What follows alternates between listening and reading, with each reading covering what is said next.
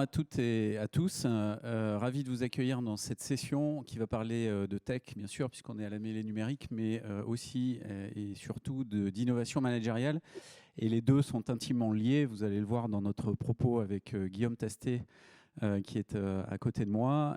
Moi-même, Luc Breton, je vais commencer par me présenter, puis je vais passer la parole à Guillaume. On va faire cette présentation à deux.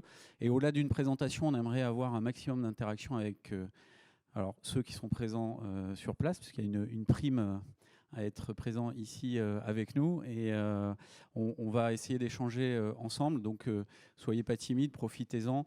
Nous, on sait forcément ce qu'on a à dire aujourd'hui ou les sujets qu'on va aborder, mais l'interaction et les questions que vous aurez seront très utiles à la richesse de nos débats, et puis à donner des exemples si vous en souhaitez, parce qu'on en a beaucoup.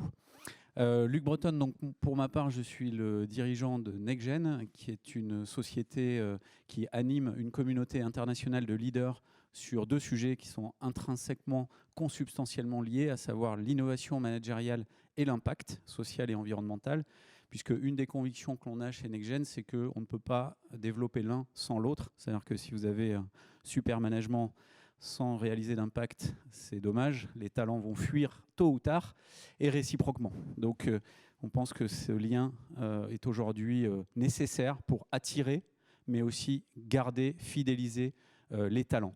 Voilà, donc on est institut de formation, on accompagne des COMEX ou des comités de direction d'entreprise qui veulent pivoter vers ces modèles de gouvernance plus partagée, plus participative, plus autonome, plus responsabilisante, plus engageante pour les talents dans l'organisation. Et on anime un certain nombre d'événements tout au long de l'année, à l'international, mais aussi en France, avec ces leaders, et puis avec vous, si ça vous intéresse.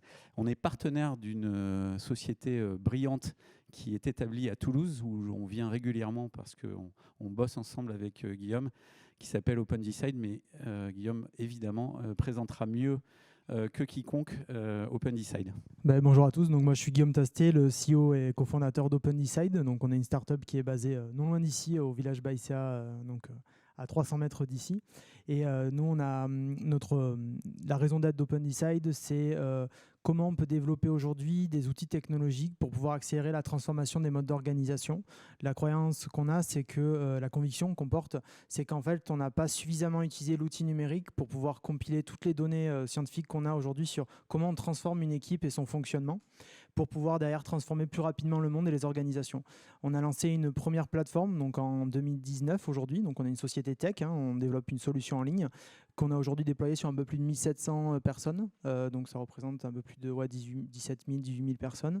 Et donc aujourd'hui on accompagne des équipes, principalement en France, mais on commence à l'Europe et à l'international, pour aider des équipes finalement à faire un diagnostic d'équipe et être en capacité derrière de pouvoir réaligner les modes de fonctionnement qui sont souvent très désalignés au sein des organisations, et derrière mesurer la performance qui est associée, mais d'un point de vue scientifique. C'est-à-dire qu'on a compilé dans la plateforme, et ça c'est une des convictions aussi qu'on porte, c'est que les nouvelles générations ont un enjeu qui est celui de compiler tous les savoirs qui ont été faits au préalable, et en particulier toutes les données scientifiques qu'on a pu collecter depuis au moins les 80 dernières années, c'est-à-dire finalement qu'est-ce que c'est qu'un groupe d'humains qui fonctionne bien aujourd'hui du point de vue scientifique à l'échelle mondiale. Et ça, je pense que c'est une des convictions qu'on porte, c'est qu'il faut s'appuyer sur l'ensemble des données qu'on a à notre disposition pour transformer le monde et tenter de ne pas refaire les mêmes bêtises que dans le passé sur ce sujet. Voilà.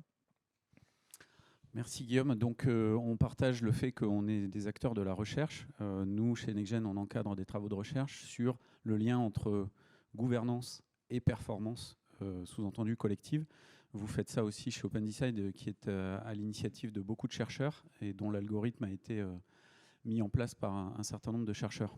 Ouais, on a travaillé principalement avec Toulouse School of Management et l'EM Lyon aussi, avec des UMR du CNRS, pour compiler justement tous les travaux de recherche sur... finalement, on prend un groupe d'humains, un groupe de travail de 12-13 personnes ou de 20 personnes, on les met ensemble. Il faut qu'elles travaillent ensemble, ces personnes. Quelles sont les conditions qui sont nécessaires pour faire que le groupe fonctionne bien aujourd'hui? Et ce que les scientifiques ont découvert depuis les années 1940, c'est que c'est assez fabuleux, parce qu'on commence à avoir une idée de plus en plus précise du fait que une équipe, pour bien fonctionner, elle a à peu près besoin de toujours des mêmes choses. Et quel que soit son niveau d'ailleurs dans la hiérarchie, ou dans les secteurs d'activité. C'est-à-dire c'est juste un groupe d'humains qui doivent travailler ensemble. Et donc il y a des conditions, on commence à avoir une idée maintenant des conditions nécessaires pour faire fonctionner correctement un collectif. Et ça, c'est super, parce que ça veut dire qu'on va sortir finalement de management qui jusqu'à là était au talent du manager et qui était très difficile à mettre en place, vers des modèles où on va pouvoir itérer et mettre en place des modèles de fonctionnement qui seront sains et durables, du coup, quelles que soient les personnes. Et ça, c'est génial. Ça. Alors les sociologues disent aujourd'hui beaucoup, si vous les lisez, finalement, le talent, c'est la capacité de mettre ses compétences ou sa compétence au service du collectif. Alors c'est très fort, ça veut dire que vous pouvez recruter les meilleurs joueurs du monde en foot et avoir une équipe qui dysfonctionne. Voilà, je pense à personne en particulier en disant ça, mais vous voyez à peu près ce que ça peut donner. Donc ça n'est pas une histoire que de moyens ou de capacité à attirer les meilleurs. Il faut encore que ces gens-là arrivent à bosser ensemble, à fonctionner. Et c'est ça l'alchimie du management. Et moi, j'ai fait 25 ans de management dans ma vie. Je suis un vétéran. J'avoue que j'ai adoré ça, parce que c'était vraiment une passion. On aime ou on n'aime pas le management, hein, ça ne s'apprend pas à l'école. Hein. D'ailleurs, il y a 2 impostures dans les écoles dites de management, c'est qu'elles n'apprennent pas le management, et puis on les appelle aussi les écoles de commerce, et elles n'apprennent pas à vendre. Parce que la vente comme le management, ça ne s'apprend pas, ça s'expérimente, ça se vit. Et on itère en permanence avec beaucoup d'humilité, parce que c'est très compliqué. Et donc, pour revenir au sujet du fonctionnement de l'équipe, le grand sujet de performance opérationnelle des entreprises aujourd'hui, c'est pas de rajouter un processus ou des règles géniales en plus. Il y en a déjà trop. Les gens sont écrabouillés par les processus, par les règles, par les contraintes juridiques, les normes, etc. C'est un enfer. Plus l'entreprise est grande, plus c'est un enfer. Ça n'est pas de rajouter des logiciels, c'est bien d'arriver à faire fonctionner les gens, les humains, ensemble. Et c'est ça qu'on adresse aujourd'hui dans cette conférence, c'est comment on donne aux managers ou aux leaders. Hein, il y a de plus en plus de gens qui n'aiment plus utiliser tellement le mot de management, parce que l'étymologie du mot de management, c'est un terme équestre qui veut dire apprendre un cheval à marcher au pas dans un corral. Donc ça s'apparente au dressage. On peut rêver de mieux dans l'entreprise au XXIe siècle. Mais bref, passons là-dessus. Et donc c'est comment on donne aux managers ou aux leaders une lecture de ces angles morts, ce qu'il ne comprend pas sur le fonctionnement de son équipe, ou que son équipe n'ose pas lui dire. Oui. Et justement, avec l'algo que tu as mis au point avec ton équipe, sur la base des recherches que tu as évoquées, on arrive à factualiser les choses, à dédramatiser et à finalement débriefer collectivement un constat à partir duquel on va s'améliorer. Oui, exactement. Et ce qui est, en fait, au-delà de l'usage de l'informatique pour pouvoir permettre de pouvoir faire des constats et de pouvoir améliorer des équipes, je pense qu'il y a un vrai sujet aujourd'hui de pourquoi les équipes aujourd'hui ont un tel... et pourquoi le lien humain, en fait, il est aussi important aujourd'hui, et pourquoi les équipes deviennent importantes. Parce que jusqu'à là, on pouvait reposer, on va dire, c'est plutôt la robotisation qui a depuis les 300 dernières années, en fait, il y a une robotisation qui s'est faite. C'est-à-dire qu'on est venu accélérer le fait de industrialiser, mettre des machines d'abord dans le monde physique et puis maintenant dans le monde digital. Donc ça veut dire qu'on est venu mettre en place des systèmes automatiques qui ont changé la manière d'interagir. Je pense par exemple à la transformation du travail aujourd'hui qui est en cours, c'est-à-dire que jusqu'à là, il y avait une vraie transformation en matière de... On transforme les flux physiques, ok, on met des machines, ça permet d'avoir, au lieu d'avoir besoin de 10 travailleurs, j'ai besoin plus que d'un. Sauf que maintenant, c'est un peu différent, c'est-à-dire qu'on a des logiciels, mais qui sont rien de plus que, pareil que les tracteurs dans les champs, c'est-à-dire que ça vient faire un travail, un gain de productivité de dingue, mais sur des processus internes dans les organisations. Donc ça pousse à la question de savoir, mais au final... en quoi ils vont servir finalement les gens qui restent. Et c'est là où on a poussé justement vers le fait que les gens, on va les faire travailler plutôt sur quoi? Sur du lien social, sur de la relation client, sur du succès pour les clients, c'est-à-dire finalement travailler ce qui fait la particularité de l'humain, les émotions, la créativité, l'innovation, cette capacité de décalage que n'ont pas les machines. Même si on rêve encore de l'intelligence artificielle, etc., on en est très très très loin dans la réalité. Et dans tous les cas, il y a besoin d'humains pour parler avec des humains. Et c'est ça qui est fabuleux. Et d'ailleurs, c'est comme ça qu'on fait le business à travers le monde. Même si les Américains disent le contraire, il n'y a pas plus social quand même que beaucoup de personnes et de cultures dans le monde. Donc l'enjeu aujourd'hui, c'est de savoir comment on redonne le pouvoir au collectif finalement et aux équipes de travail pour pouvoir faire qu'on a des collectifs qui soient bien et performants et qui soient en capacité de servir le monde de manière saine aussi et pas asservis par des machines derrière. Enfin, en tout cas, moi, c'est la conviction que je porte sur ce sujet. Et OpenDesign s'inscrit là-dedans, bien sûr. Toi, je ne sais pas ce que tu en penses sur ce sujet. Non, moi je suis tout à fait d'accord avec ça. On a prédit la fin du travail. C'est Jeremy Rifkin, je crois, qui avait fait le premier bouquin qui s'appelait La fin du travail il y a déjà longtemps. Aujourd'hui, on ne trouve plus assez de mains pour les métiers manuels, pour les métiers du service, les métiers du service à domicile, des services à la personne, des services tout court. Je pense qu'on est les hommes préhistoriques du service en réalité et qu'il y a des besoins immenses. Parce que les gens sont de plus en plus isolés, que la technologie, mine de rien, moi je suis un pur produit j'étais patron de l'innovation d'Orange avant, donc la tech, j'adore ça, hein, mais ça isole quand même beaucoup de gens. On peut dire ce qu'on veut, on peut adorer la tech, on ne peut pas ignorer que ça isole les gens, que ça les met dans des tunnels de consommation parfois un peu abrutissante de contenu, et le temps de cerveau disponible, le fameux de TF1, exprime bien ça. Et donc, oui, on va avoir besoin de plus en plus de relations humaines, d'empathie, d'intelligence, de créativité, de moments physiques où on se voit et où la sérendipité va jaillir. Et tout ça, c'est les nouveaux enjeux du management aussi ou du leadership en entreprise, avec un changement de posture.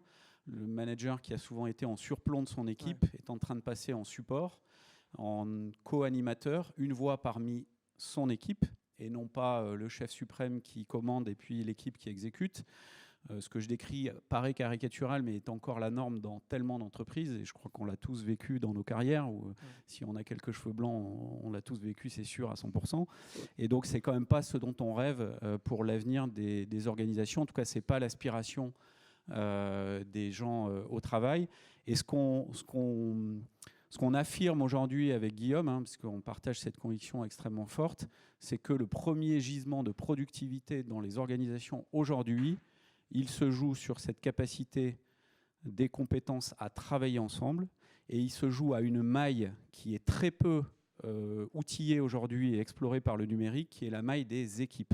Alors typiquement, dans une organisation, il y a deux types d'équipes. Il y a l'équipe hiérarchique que tout le monde connaît, qui est la norme standard, et il y a une équipe qui est en train de monter en puissance extrêmement fort dans toutes les organisations et dans tous les écosystèmes, puisqu'aujourd'hui les organisations sont de moins en moins réduites au cœur de leurs salariés, mais de plus en plus en écosystème.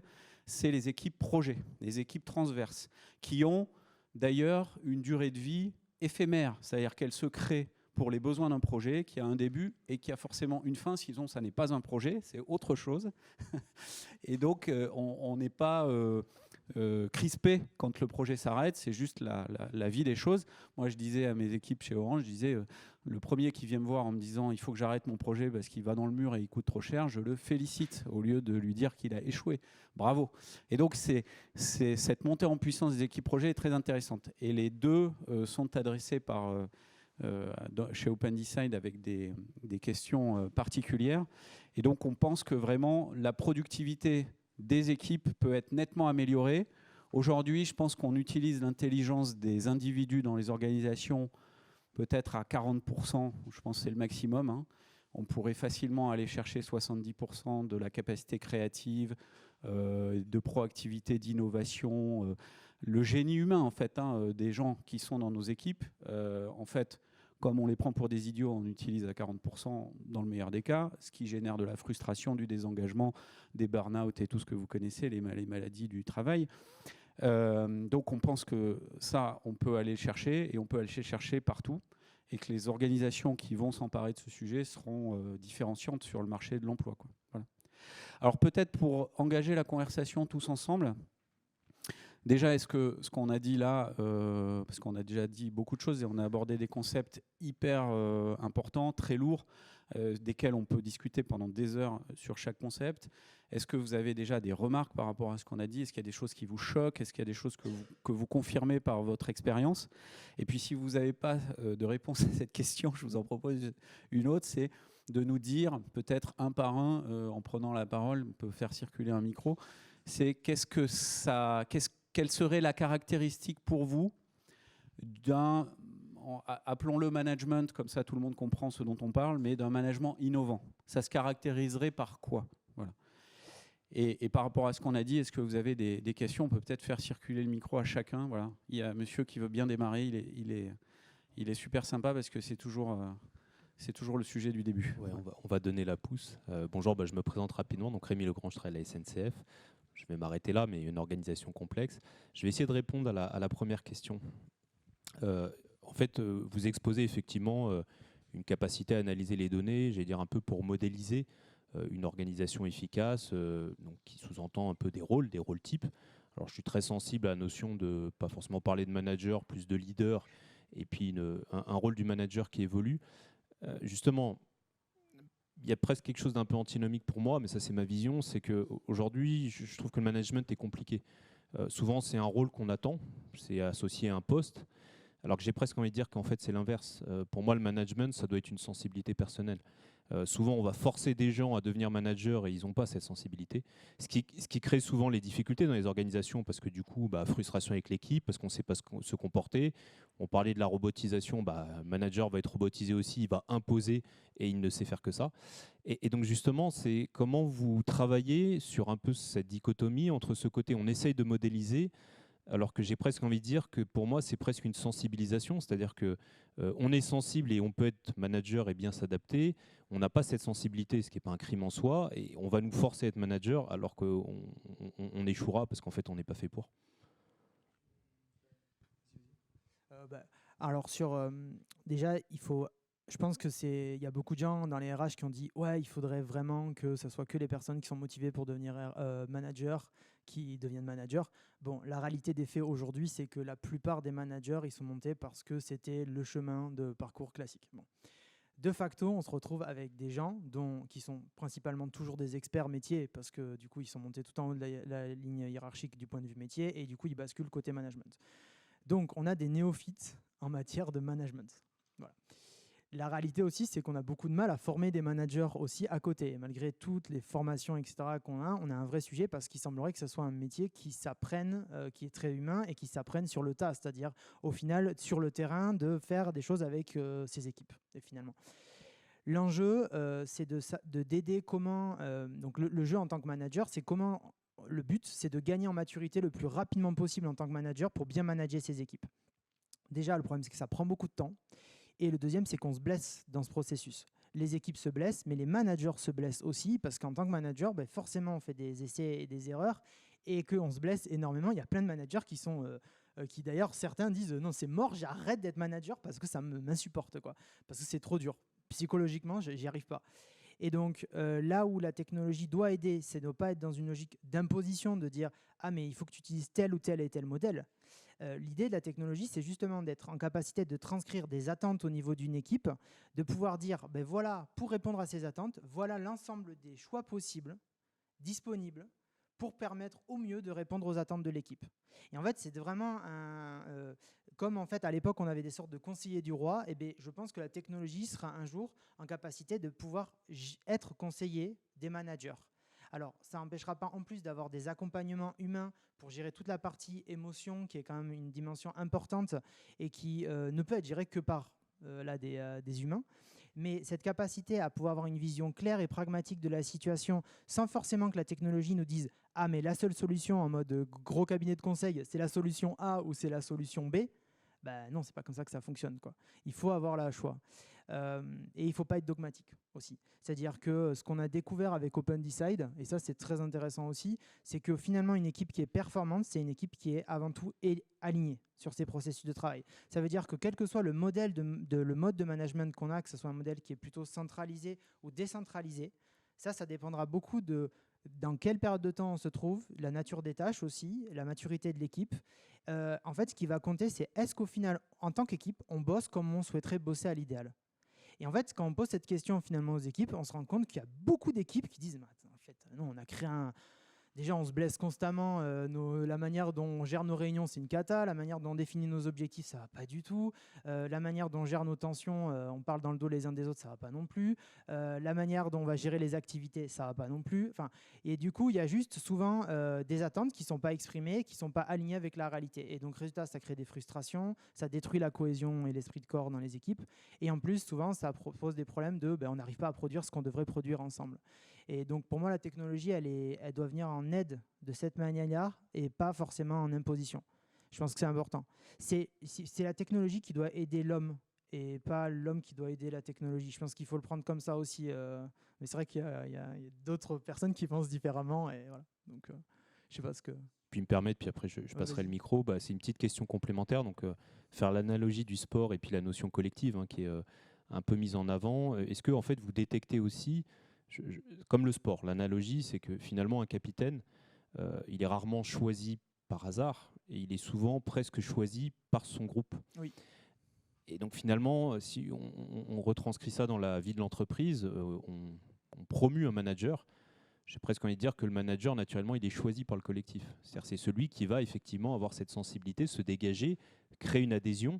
Et donc presque être dans un système un peu inverse où c'est pas on le choisit puis il impose auprès de l'équipe, c'est presque l'équipe naturellement qui va valoriser quelqu'un qui va prendre cette posture de leader parce qu'il aura l'adhésion. Et ça touche aussi au parallèle de se dire que tout le monde se doit de respecter un peu cette décision collective, de se sentir concerné. Souvent, on rejette la faute, c'est-à-dire qu'on attend au manager qui solutionne tous les problèmes. La réunion ne se passe pas, tout le monde s'en dédouane, et puis le manager, à lui de se débrouiller. Alors que finalement, quand on laisse la place au collectif et qu'il choisit, c'est un pacte, ils s'engagent tous. Donc si la réunion ne marche pas, c'est parce que moi, en tant que collaborateur, j'ai mon rôle aussi. Et que finalement, le bon manager n'est bon manager que si ses collaborateurs le challenge et l'aident à être bon manager. Pas venir là. Non, c'est plein de bon sens et tout à fait d'accord avec ce que vous venez de dire. Oui, donc ça a été une catastrophe. Alors moi, je l'ai vécu dans un très grand groupe, la nécessité absolue de devenir manager à un moment donné pour progresser. Et puis des concepts totalement dingues comme le time to live. C'est en gros, si tu es 3 ans sur ton job, c'est pas possible de faire 3 ans plus un mois parce que c'est pas orthodoxe. Enfin, ce qui est une bêtise sans nom, parce qu'en réalité, on peut être expert toute sa vie sur un sujet et être génial. Et heureusement qu'il y a des experts qui passent leur vie sur des sujets, sinon on n'aurait pas fait de grandes découvertes, probablement aussi nombreuses que dans les siècles passés. Donc il y a des concepts comme ça managériaux totalement hors sol qui sont mortifères. Ensuite, sur ce que vous avez décrit de la capacité des collectifs à faire émerger en leur sein un manager, oui, alors moi je regarde ça de très près, puisque les frameworks, enfin les cadres de gouvernance partagée comme holacratie, sociocratie, organique, organisation, TIL, bon, c'est peut-être des gros mots ce que je raconte pour certains, mais en gros c'est des règles du jeu pour s'organiser en décentralisant au maximum l'autorité. On peut expliquer ça avec une image de subsidiarité. Par exemple, en Suisse, vous savez qu'il y a des votations, il y a des cantons. Enfin, le pouvoir est très, très déconcentré. Non, il n'est pas déconcentré, il est décentralisé, justement. C'est très important de faire la différence. La déconcentration, c'est le modèle préfectoral français qui est à l'opposé, justement. Donc, c'est la décentralisation et c'est le règne de la subsidiarité. Et dans ces contextes-là, on peut être amené, par exemple, à avoir une pratique agile qui s'appelle l'élection sans candidat. C'est-à-dire qu'il n'y a pas de candidat pour un job, et c'est le collectif qui élit en expliquant sa démarche, pourquoi on vote pour cette personne, et avec plusieurs tours dans l'élection. Et ça aboutit, en général, alors moi j'ai beaucoup pratiqué ça et je l'ai vu fonctionner, de mon point de vue, au meilleur choix possible, tout simplement parce qu'on est plus intelligent avec plusieurs cerveaux qu'avec un seul. C'est assez basique. Et l'intelligence collective bat toujours à plat de couture l'intelligence individuelle, sauf dans le cas de Steve Jobs, mais il n'y a pas beaucoup de Steve Jobs sur la planète. On n'en a pas connu beaucoup. Et puis, par ailleurs, c'était un dictateur assez intransigeant en matière de management. Donc, oui, ce que vous dites, non seulement c'est possible, ça existe, c'est en train de se développer très fort, et on n'est pas manager contre son gré. En tout cas, on ne peut pas l'être efficacement, positivement. C'est une folie. Et il faut le sentir, il faut avoir envie de le faire, il faut aimer la relation humaine, il faut aimer être à l'écoute des gens, il faut avoir beaucoup d'humilité. Et c'est pas donné à tout le monde, et c'est pas une critique, c'est pas une faiblesse de ne pas pouvoir manager. C'est juste que chacun a des talents différents. Voilà. En termes d'anecdotes, du coup, pour reprendre à celui, je suis également officier dans la réserve, du coup, réserve militaire. Et ce qui est intéressant, en fait, c'est qu'il faut savoir que dans la Légion étrangère, par exemple, il y a encore cette règle de pouvoir, du coup, élire et démettre un officier de ses fonctions si jamais on va au combat. Et ça arrive parfois qu'un officier soit démis de ses fonctions avant d'aller au combat. Et en fait, c'est quelque chose qui est d'ailleurs été présent dans la piraterie au XVIe siècle, au XVIIe siècle, dans les hordes de Genghis Khan aussi à l'époque, quand ils ont bouleversé toute l'Europe avec des nouvelles techniques militaires qu'on ne connaissait pas jusqu'à là. Et en fait, c'est des choses qui sont très présentes et qui sont ultra efficaces et qui souvent bousculent les systèmes établis. Ouais. Donc ça, c'est clair que c'est un gros sujet de savoir cette légitimité. Par contre, en termes de... Ce qui est important, c'est certes, il y a cette logique d'écoute de l'équipe, mais par contre, c'est aussi, il faut bien faire attention parce qu'on a vu qu'on a connu, en particulier en France, on a connu des systèmes qui jusqu'à là étaient très centralisés, très centralisateurs et très dans le contrôle. On a une problématique de gestion des erreurs en France qui fait qu'on a surdimensionné toutes nos capacités de contrôle et de surveillance qui aujourd'hui coûtent plus cher que si on faisait faire l'essai et les conneries. Donc ça, c'est un autre sujet encore. Mais finalement, ça nous revient dans la figure sur certains aspects. Mais le rapport à l'erreur, il y a sans doute encore un travail à faire dans la culture française et nous on le voit dans la plateforme, c'est il y a plusieurs choses qui remontent, mais la gestion de l'erreur aujourd'hui en France, elle est très compliquée et à tous les niveaux, hein, là, au niveau des plus hautes hiérarchies jusqu'aux managers de première ligne et leurs équipes. Et ce n'est pas forcément que lié aux managers, parce qu'on a formé les managers à la gestion des erreurs. Ce qui est très intéressant, c'est qu'on leur a dit, vous punissez pas l'erreur, vous êtes dans une logique d'apprentissage des erreurs avec vos équipes. Sauf qu'on se rend compte qu'en fait, c'est qu'il aurait fallu former pas que les managers, mais aussi les membres d'équipe. Parce qu'en fait, les membres d'équipe, entre eux, se font des remarques et se tirent dessus dès qu'il y en a un qui fait une connerie. Alors des fois, c'est juste de manière très subtile, on va dire. Et des fois, c'est beaucoup moins subtil. Plein d'exemples en tête sur des contextes assez marrants où c'est là où ça va direct, quoi. Ça tape dur, quoi, et il faut baisser la tête, quoi. Et donc ça, je pense que le vrai sujet pour moi, il va être de deux ordres dans le futur. Le premier, c'est la manière la manière de faire le leadership. Il est évident qu'aujourd'hui, le meilleur leadership, c'est un leadership qui est à la fois qui est au service du coup de son équipe, qui est clairement au service de son équipe. Et ça, à mon avis, c'est quelque chose qui va changer. À mon avis, dans le futur, c'est être au service de son équipe. Et effectivement, là, ça demande une certaine dose d'humilité et le fait de ne pas se mettre en avant et d'être au service de son équipe. Donc là, ça va changer aussi les manières dont on fait la promotion des managers. Comment on fait faire monter l'humilité? Je ne suis pas sûr que c'est un critère forcément pour monter ou descendre dans les hiérarchies, quoi, dans les critères, dans les leadership modèles. Moi, j'aimerais bien le voir plus, l'humilité. Enfin, je suis très sensible à ça, mais je pense qu'en fait, comme c'est pyramidal, pour que ça marche, il faut qu'en fait tout le monde soit régi au même niveau de sensibilité. C'est-à-dire qu'effectivement, un manager sensible, très à l'écoute, en humilité, qui valorise son équipe au détriment de soi-même parfois, mais qui quelque part réussit parce qu'il fait tourner la boutique, il faut qu'au-dessus, on ait la même sensibilité, la même approche. Et c'est là où ça peut coincer. C'est-à-dire qu'en fait, on peut être perdant, alors pas pour l'équipe, parce que c'est aussi une fierté, mais on peut être perdant dans une gestion de carrière, dans une reconnaissance, parce que si ça ne suit pas au-dessus, ce n'est pas les critères, entre guillemets, imposés, donc quelque part, on ne s'y retrouve plus. Je pense que ça c'est un des grands sujets pour moi dans l'évolution des systèmes RH, justement, que ça soit mieux intégré sur la ligne.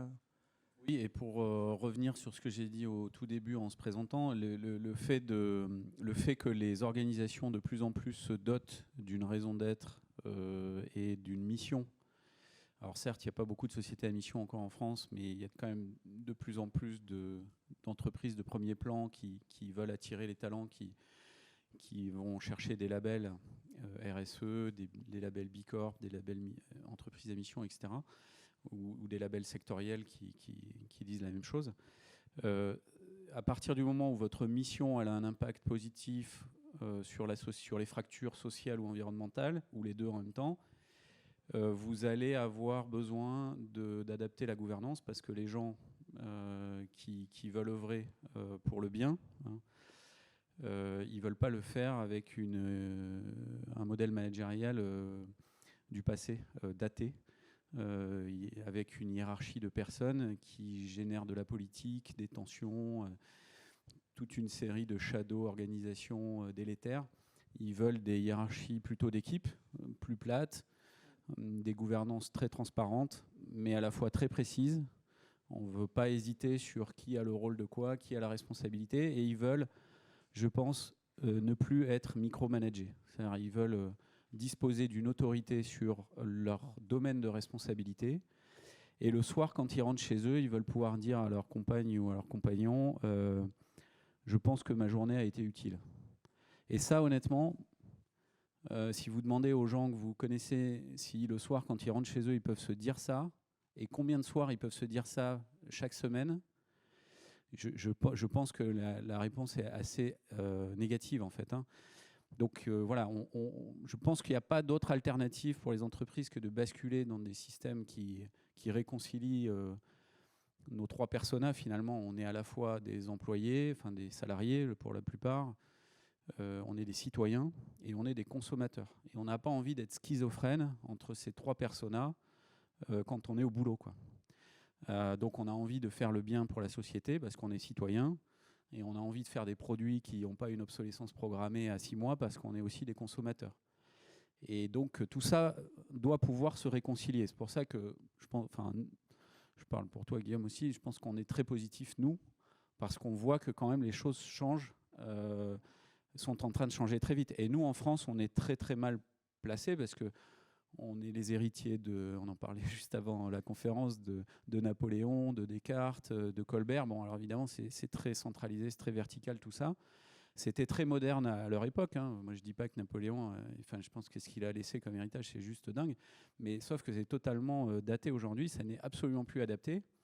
Et le monde est trop complexe. Donc, on a besoin d'être dans des organisations adaptatives qui ont des gouvernances modernes. Voilà. Et c'est... Et sur la gouvernance moderne, il y a peut-être trop d'emphase pour moi qui est mise sur l'individu. Enfin, c'est un peu contre-culturel ce que je suis en train de dire, parce qu'aujourd'hui, toute la culture mondiale est autour de vous, en tant qu'individu, vous êtes important, et en particulier en France et aux US, c'est hallucinant.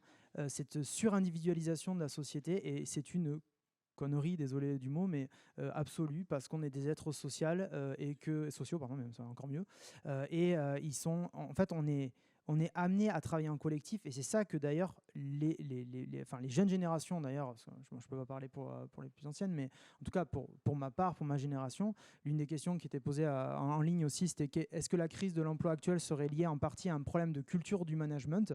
Ben, j'ai envie de dire, la réponse est oui, parce qu'aujourd'hui, est-ce que les gens ont envie juste d'avoir un job et individuellement gagner leur gagne-pain, ou est-ce qu'ils ont envie d'être dans des collectifs qui fonctionnent bien, où ils peuvent s'épanouir, où on va pouvoir réaliser des projets qui sont ambitieux ensemble? La réponse est ça, en fait, la réponse est oui aujourd'hui. C'est-à-dire qu'à un moment donné, je pense qu'il faut qu'on remette du collectif là où aujourd'hui on est tombé dans une forme d'individualisme forcené qui est en train de nous tuer à petit feu, je pense. Voilà. Question suivante. La métaphore autour du sport et de l'équipe que de stars. Je me souviens qu'il y avait un graphe qui montrait une étude américaine en MBA, qu'il y avait une courbe de Gauss en fait sur les résultats. Un talent, une star et une équipe, ça marche. 2, 3, et puis au bout de 5, ça commence à baisser. Le rendement terrible. Voilà. Moi, je suis très, très interpellé par ce que vous dites autour de on va donner au manager les informations qu'il n'a pas. Oui. Je trouve que c'est un vrai point. Donc, j'aimerais bien savoir concrètement ce que ça veut dire et où le numérique intervient. Et puis ensuite, on a parlé beaucoup d'entreprises libérées, de nouvelles façons de manager. Est-ce qu'on n'est pas en train de mettre encore sur les épaules du manager, qui maintenant doit être super humble, oui, mais en même temps influenceur? Oui. C'est pas le mal alpha, alors qu'on a tendance à quand on doit élire quelqu'un, on prend le mal alpha, celui qui est, voilà. Donc ce nouveau manager, est-ce qu'il faut avoir des qualités extraordinaires humaines, ou est-ce qu'il y a une manière de faire qui fait que ça peut couler un peu plus? Je pense que la plupart, déjà, le premier constat, c'est que pour avoir rencontré beaucoup de leaders dans le cadre de nos fonctions, etc., la plupart des gens, ils veulent bien faire leur travail, et en particulier les managers. Après, c'est pas évident pour beaucoup de managers de reconnaître qu'ils sont incompétents, entre guillemets, c'est-à-dire qu'ils sont face à la difficulté de devoir manager un collectif et de faire fonctionner un collectif, et ils n'en ont aucune idée de savoir comment ça fonctionne. Enfin, construire une centrale nucléaire, bon, ok, on sait faire. Lancer des satellites dans l'espace, ça, on sait faire. Mais franchement, manager un collectif, chaud, quoi. Et donc là, il y a un vrai sujet aussi derrière effectivement, je pense que les managers aujourd'hui, ils sont bien là où ils sont, et souvent les gens qui montent qui sont managers et qui veulent bien faire leur boulot, ils ont un cœur de serviteur, ils ont envie d'y aller. La majorité des gens, ils sont bons. Franchement, on n'a pas rencontré vraiment de méchants en vérité. Par contre, si dans le processus les gens se blessent, là c'est différent. Ou s'il y a de l'orgueil qui se met à l'intérieur, et ça c'est un autre problème encore, là effectivement il faut lutter contre ce genre de dérive dans les organisations. Pour répondre donc pour moi, les managers aujourd'hui, ils sont bien. On devrait juste, par contre, effectivement, les équiper, leur donner plus de clés de lecture. Et donc ça, c'est par exemple, c'est les éléments qu'on analyse dans la plateforme. Aujourd'hui, on analyse 2 dimensions principales dans la plateforme à partir d'un questionnaire qui prend entre 15 à 20 minutes à compléter par l'ensemble des membres d'équipe. C'est que des questions qui sont validées scientifiquement. Et en fait, on est en capacité d'analyser 2 choses. La première, c'est l'alignement en termes de processus de travail. Donc la colonne de gauche, ici, cette colonne, c'est la colonne qui va permettre de pouvoir voir comment les processus de travail aujourd'hui fonctionnent, comment ils sont perçus par l'équipe, et la colonne de droite, comment l'équipe souhaiterait fonctionner demain. Et ça, c'est l'équipe qui le définit. Ce qui est important ici, c'est qu'il n'y a pas d'équipe qui est à 100% dans un modèle complètement distribué autonome ou complètement directif où tout est centralisé par le manager. En fait, le contrat de fonctionnement, souvent, c'est un mixte. Comme on a un mix énergétique, on a un mix de fonctionnement d'équipe. Et c'est hyper intéressant. Et ça, il fluctue en fonction de toutes les équipes. On n'a pas une équipe qui a le même mode de fonctionnement d'une à l'autre. Ça dépend, c'est très varié. Et ça dépend du processus de travail que l'équipe souhaite, la manière de travailler. Mais ça, derrière, ça va avoir un lien et avoir aussi une causalité. Alors les deux s'influencent évidemment, mais ça va produire un certain nombre d'effets sur l'équipe. Et ça va permettre de produire tout un ensemble de prérequis au travail et surtout toute une performance d'équipe. Donc aujourd'hui, les scientifiques, si je dois vous résumer la partie de droite à droite, là, c'est le Graal en matière d'équipe du point de vue scientifique. C'est-à-dire qu'aujourd'hui, les scientifiques, ils ont à peu près étudié toutes les équipes et ils se disent, au final, c'est toujours la même typologie d'équipe que les gens visent. Ça ressemble à peu près à la même chose. Qu'on soit en Chine, en Amérique, en France, en Europe et ailleurs, ou en Afrique, on cherche tous à avoir des équipes qui atteignent les objectifs constamment, même en face de très fortes incertitudes, qui travaillent en collaboration avec les autres, qui est en capacité de le faire sans ressentir trop de sources de frustration. Ça, c'est hyper important. C'est-à-dire le fonctionnement doit générer le minimum de sources de frustration. Il y a un gros travail d'éliminage des sources de frustration dans les organisations aujourd'hui. Et surtout, ce sont des équipes qui ont mis en place des modes de fonctionnement qui vont générer un très très haut niveau de paix et d'harmonie entre les membres d'équipe. C'est-à-dire qu'il sera extrêmement facile de partager une idée, partager une erreur, sans se sentir gêné ou à risque de le faire avec les autres membres d'équipe. Et ça, globalement, vous avez plein de modes de fonctionnement pour y arriver. Vous avez des équipes qui fonctionnent en modèle participatif, qui arrivent à atteindre ce que je viens de vous dire, comme vous avez des équipes qui vont vers les modèles autonomes, qui arrivent aussi à le mettre en place. Voilà. Et je pense que ça permet de factualiser. Et bien sûr, ça, c'est une image. Donc, ça veut dire que ça se réactualise. Donc, c'est ça qui est intéressant. Du coup, je réagis aussi. Alors, par rapport à la matrice, est-ce que ça sous-entend, parce qu'on est très tourné donc, vers la notion du collectif et cette notion de leader, très bien, que quelque part, ça a aussi un impact sur les organisations? Parce que si je lis un peu la matrice, je me dis que pour y répondre, et pour y répondre au mieux, c'est pas un collectif qu'on fait rentrer dans une organisation et qui potentiellement n'a pas tous les leviers, en tout cas cela, c'est plutôt l'inverse. C'est qu'en fait, l'organisation, elle va être tournée autour des collectifs pour offrir aux leaders et aux collectifs les leviers nécessaires pour que ça tourne bien. Parce que si je prends tous les critères, dans bien des cas, alors je parlais de la SNCF qui est une entreprise historique, matricielle, assez complexe, avec un management qu'on a encore un peu du mal à faire pivoter, mais il y a beaucoup de leviers qu'on n'a pas en tant que leader d'équipe. Et donc on est presque en train de se dire que derrière cette notion du collectif, c'est toute une organisation qui doit se réadapter complètement, quoi. Alors on termine avec cette question parce qu'on est au bout de l'horaire malheureusement, et on se reverra pour ceux qui sont intéressés. Ce que vous abordez est majeur, c'est-à-dire qu'effectivement, si vous lancez ce type d'initiative sans avoir la volonté au plus haut niveau de l'organisation d'accepter les résultats et de vouloir les assumer et donner des marges de manœuvre pour bouger, vers de l'autonomie si les équipes y aspirent, pour faire simple, mais ça peut être aussi vers du participatif en venant du directif. Autant ne rien faire, hein, parce que les gens ne sont pas bêtes, tout le monde est très intelligent, comme je l'ai dit tout à l'heure, on utilise les capacités cognitives des gens au travail très peu. Par contre, ça génère beaucoup de frustration si, une fois que le diagnostic est établi, on n'en fait rien, où on se dit qu'on fait croire aux gens, ce qui est encore pire, qu'on a fait quelque chose. Donc ça va générer une incompréhension absolue. Donc chez Orange, par exemple, ce que j'avais lancé sur des équipes d'innovation assez grandes, pour évoluer vers le self-management ou des organisations à autorité très décentralisée, j'ai pu le faire parce que j'avais un mandat, une protection de ma hiérarchie, puis j'étais assez proche des cieux, qui m'ont permis de le faire. Mais je pense que le faire sans cette protection, sans cette validation, ça peut être, de mon point de vue, à la fois contre-productif et dangereux pour les équipes. Je pense que c'est mieux de démarrer. Dans certains cas, c'est mieux de partir du bas et de remonter. Dans un autre cas, c'est bien de partir par le haut. Parce que nous, on voit sur déploiement, je pense à des grands groupes. Par exemple, on a tout un contrat avec tout le groupe pour accompagner toutes les équipes du groupe EDF, par exemple, qui a un grand défi de savoir comment on réorganise le groupe EDF avec les défis qu'on a à l'heure actuelle, hein, sur les différents CNPE, les sites de production nucléaire, etc. Ce qu'il faut se dire, c'est qu'en fait, on a démarré et ils ont été très pragmatiques en disant en fait, on ne pourra pas transformer la manière dont on est en train de gérer nos projets si on ne démarre pas par le haut. Donc, ça veut dire qu'on a commencé par les codir directement. Parce qu'on se rend compte que beaucoup des dysfonctionnements, hélas, des équipes qu'il y a sur le terrain sont dus à des incompréhensions et des divisions au niveau souvent des comités de direction. Et en fait, les équipes de direction, c'est le point de départ finalement. C'est ce qu'eux-mêmes doivent fonctionner en équipe, hein, les équipes de direction. Donc, il faut démarrer par le top, j'ai envie de dire, idéalement. Je crois. Merci à tous. Et bonne continuation à la mêlée numérique.